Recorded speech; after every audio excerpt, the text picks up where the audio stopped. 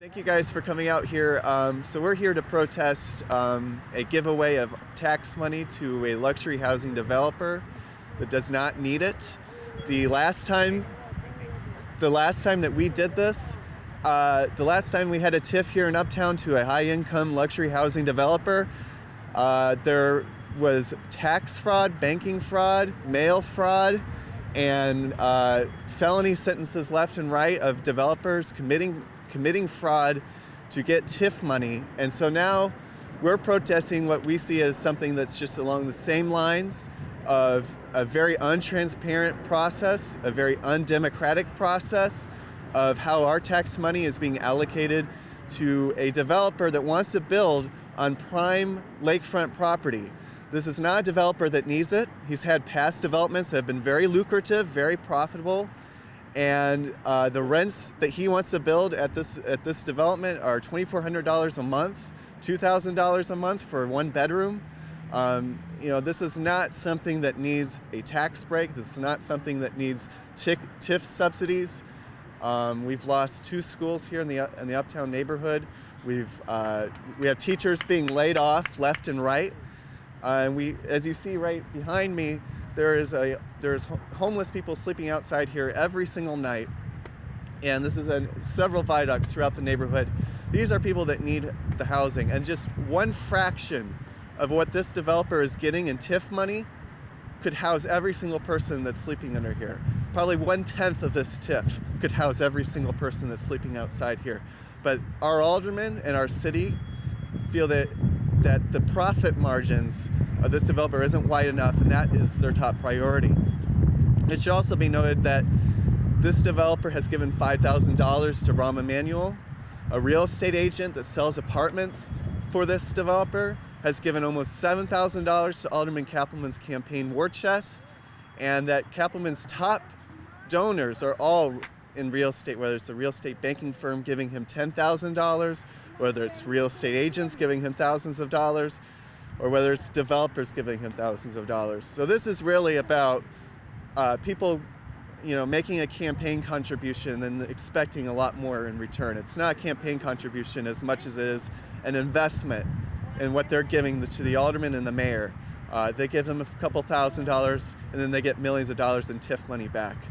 So we're here to protest this. This is a misuse of our tax money. There's needs everywhere, whether it's mental health care, public education, or housing for people that need it. We've lost over 1,000 units of SRO housing, and so they're replacing that with a TIF subsidized development. They're replacing 1,000 SRO units with 700 units that cost $2,000 a month or more, and it's being subsidized. So this is really subsidized gentrification. This is subsidizing displacement, and it's tax money being used to really reconfigure the neighborhood and change the character of the neighborhood. So thank you guys for coming up. We have a few speakers. My name's Ryan Pelker, R-Y-N-E, and the last name is Pelker, P-O-E-L-K-E-R, and I'm a member of Northside Action For Justice. And we have a few speakers lined up. We have Daisy and B, who are residents of 48 Winthrop, which is a building that was won through struggle in this community. Hi, my name is Daisy Moore. I've been a resident for 28 years in Uptown. This is at its worst for its homelessness. It used to be a lot of resources and a lot of places where homeless people could go up here, but now that no longer exists. And they in dire need of help. They in dire need of being placed in homes and apartments. And that's all I have to say. They just in dire need of help. My name is B. Westrate. I have lived in Chicago, actually Uptown neighborhood since October 4th, 1994. My daughter and I had been homeless, so I understand a lot of what they face. Not everything, but a lot of it.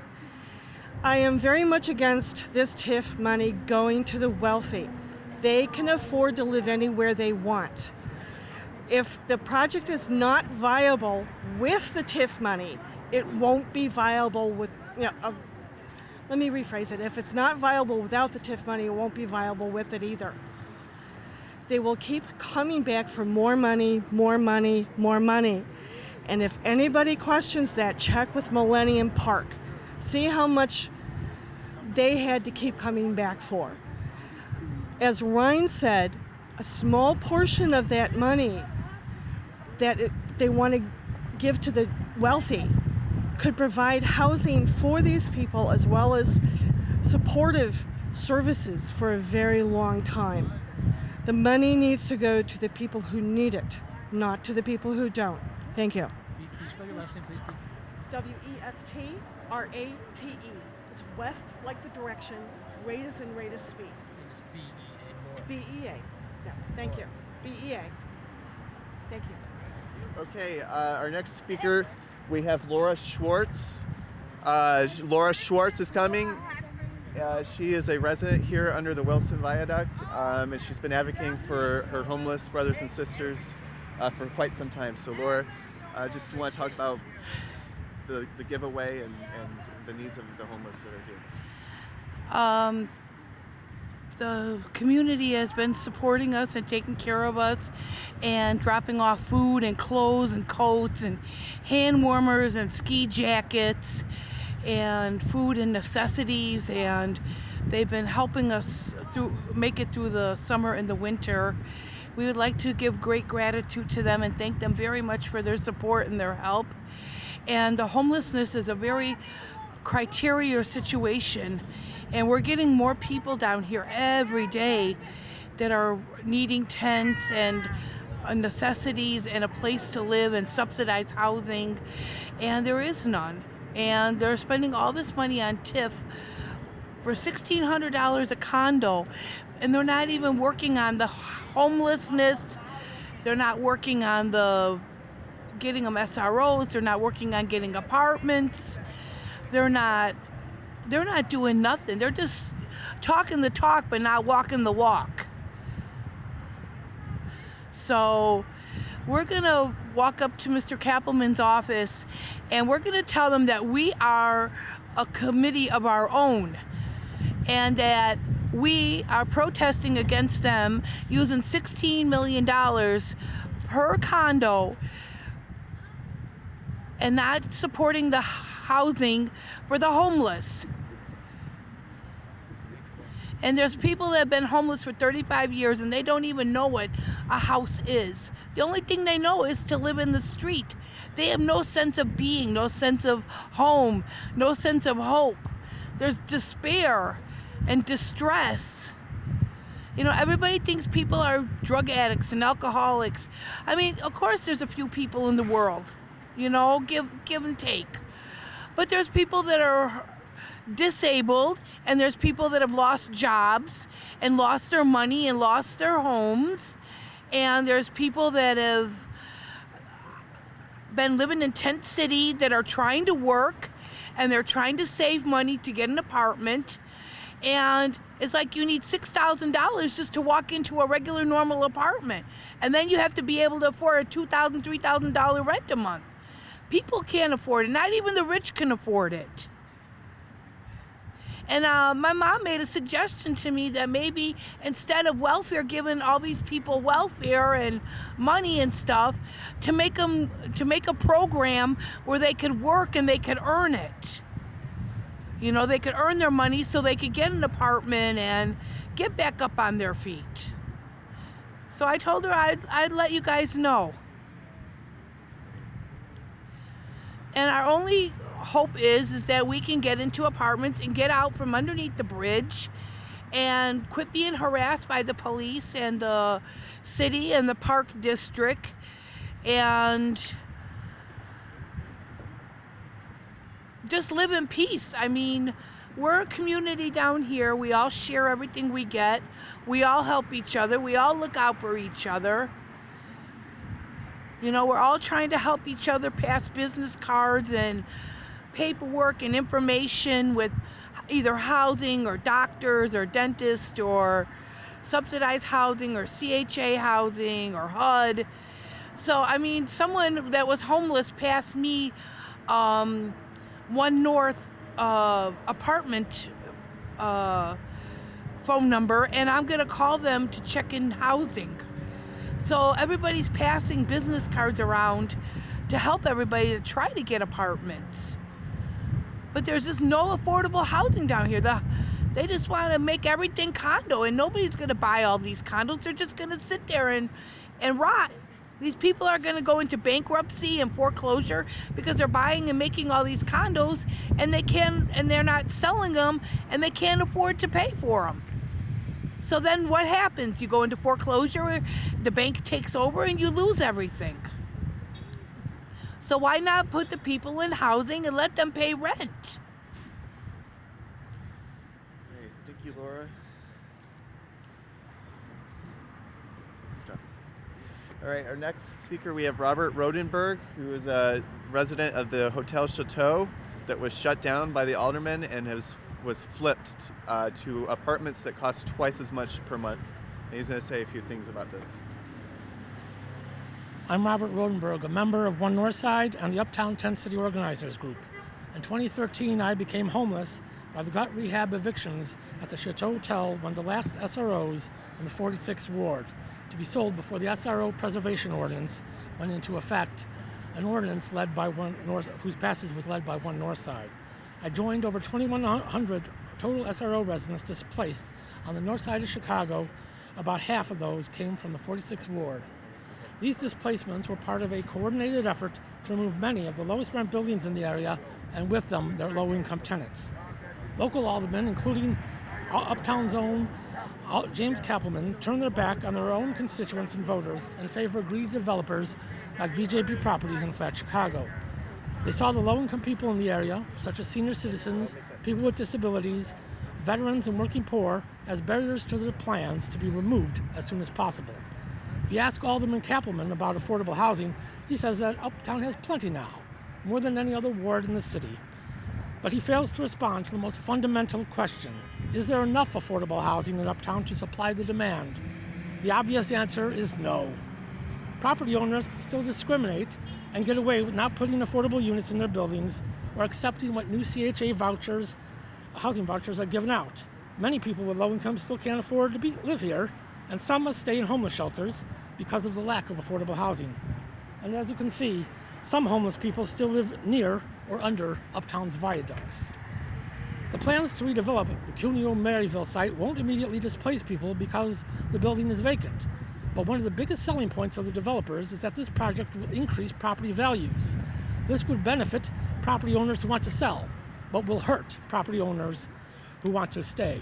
Increased property values leads to increased property taxes, which leads to some property owners being forced to sell and leave the neighborhood. Apartment landlords would pass the increased taxes to their renters with increased rents, making many renters move out of the neighborhood. Both families and small business renters would be forced to move. This destabilizes and increases homelessness in Uptown and makes it less affordable and less diverse. But this is apparently what Alderman Kappelman wants, as his 46th Ward Zoning and Development Committee clearly reflects the vision of what Kappelman, his developer friends, and certain property owners in the area want Uptown to become, with no room here for people like you and me. Alderman Kappelman is okay with developers taking the public's tax money as they do their damage to Uptown via the TIF process. As we have seen with the recent conviction of Mr. Freed, the Uptown Goldblatt's luxury apartment developer who misused his TIFs, we need to be very careful on what TIFs are used for and who we give them to. Past advisory ballot referendum votes shows that Uptown residents want TIFs to be used only for the general public good, like schools, libraries, and affordable housing, not to increase the profits of a developer or to meet a bank's return on investment expectations or on luxury apartments that few in Uptown can afford. Under the Affordable Requirements Ordinance, or ARO, JDL and Harlem Irving could put up to 20% affordable housing in their planned Montrose Clarendon project. They have chosen to be very poor neighbors to the people of Uptown by only promising 5% affordable in one building or about 3% in the completed project. For every unit of affordable housing that the developers have chosen not to put in their project, they're denying an Uptown senior citizen, an Uptown person with disabilities, or an Uptown low-wage earner with the affordable housing that they need. These luxury apartment developers even expect us to give them a multi-million-dollar TIF tax refund for the poor choice, which will be hurt at the poor of Uptown for many decades to come. We say no to TIFs for the rich, no TIFs for the profit-making developers, no TIFs for anything which does not truly benefit the entire community, and no TIFs for projects that actually hurts those in the community. Thank you. Yeah, well said, Robert. All right.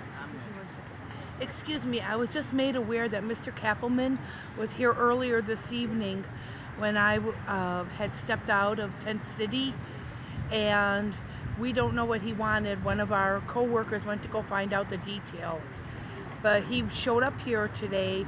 We don't know what he wanted or what he expected of us, but I wanted to make the news aware of that. All right.